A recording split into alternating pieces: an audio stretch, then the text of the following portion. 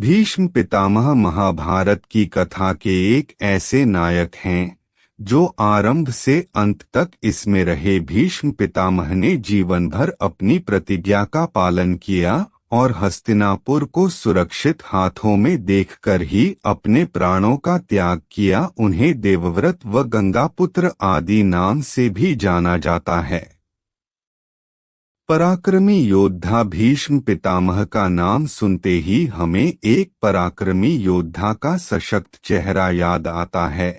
एक ऐसा पितृभक्त पुत्र जिसने अपना पूरा जीवन एक प्रतिज्ञा को निभाने में निकाल दिया। एक ऐसे निष्काम कर्मयोगी जिसने अपने पिता के लिए अपने जीवन, अपनी इच्छाओं और सुखों का त्याग कर दिया था। पुत्र की कामना से शांतनु के पिता महाराजा प्रतीप ने गंगा के किनारे तपस्या कर रहे थे। उनके तप, रूप और सौंदर्य पर मोहित होकर गंगा उनकी दाहिनी जंघा पर आकर बैठ गईं और कहने लगी, राजन, मैं आपसे विवाह करना चाहती हूँ। मैं जहनु ऋषि की पुत्री गंगा हूँ।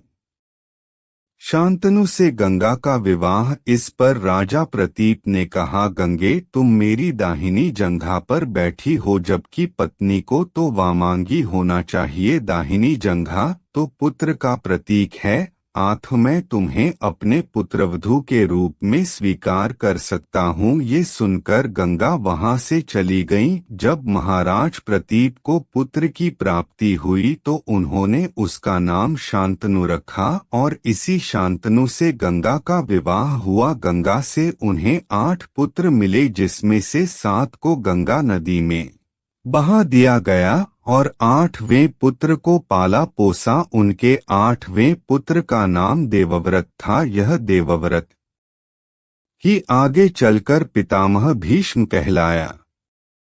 भीष्म पितामह की कथा का उल्लेख कुछ इस तरह। गंगापुत्र भीष्म पिछले जन्म में द्यौ नामक वसु थे। एक बार पृथु आदि वसु अपनी पत्नियों के साथ मेरु पर्वत पर भ्रमण कर रहे थे।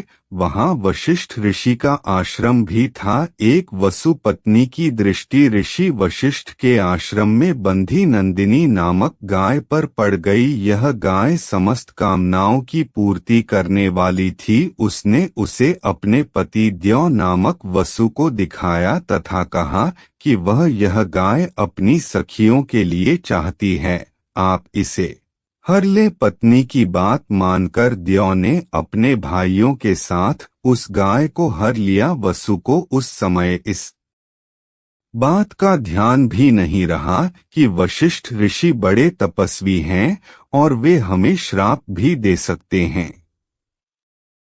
जब महर्षि वशिष्ठ अपने आश्रम आए तो उन्होंने दिव्य दृष्टि से सारी बातें जान ली। वसुओं के इस कार्य से क्रोधित होकर ऋषि ने उन्हें मनुष्य योनि में जन्म लेने का श्राप दे दिया। वसुओं को जब यह बात पता चली तो वे ऋषि वशिष्ठ से क्षमा मांगने आए। तब ऋषि ने कहा कि बाकी सभी वसुओं को तो शीघ्र ही मनुष्य योनि से मुक्ति मिल जाएगी, लेकिन इस द्यौ नामक वसु को अपने कर्म भोगने के लिए बहुत दिनों तक पृथ्वी लोक में रहना पड़ेगा। यह पृथ्वी पर संतानहीन रहेगा।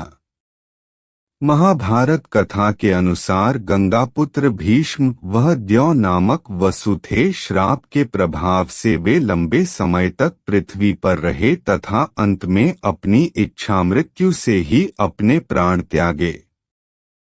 इसलिए लेटना पड़ा वाणों की शैया पर। हालांकि मृत्यु के दौरान वे 6 महीने तक वाणों की शैया पर लेटे थे। इस दौरान जब भगवान कृष्ण जब भीष्म के पास आए तो उन्होंने पूछा, मैंने ऐसे कौन से पाप किए हैं कि वाणों की शैया पर लेटा हूं पर प्राण नहीं निकल रहे हैं। भगवान कृष्ण ने कहा कि आप अपने पुराने जन्मों को याद करो और सोचो कि आपने कौन सा पाप किया है। भीष्म बहुत ज्ञानी थे। उन्होंने कृष्ण से कहा कि मैंने अपने पिछले जन्म में रति भर भी पाप नहीं किया है।